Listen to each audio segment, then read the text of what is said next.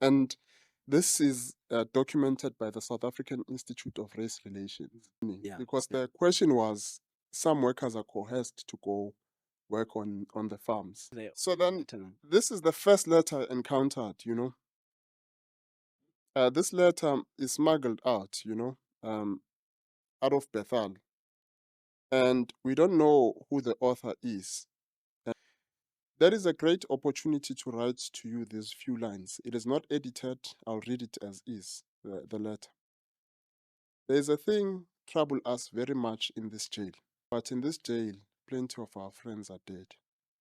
On Saturday, some of the prisoners work till the sunset because of their charges of cutting one seed of beans or mealies. They won't get dinner.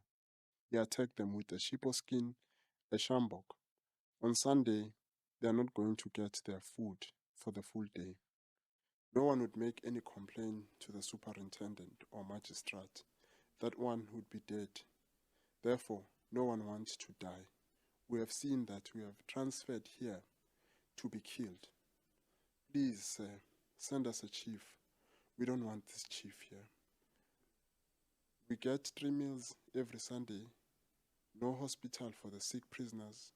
They don't get any medicine. They are cured by God.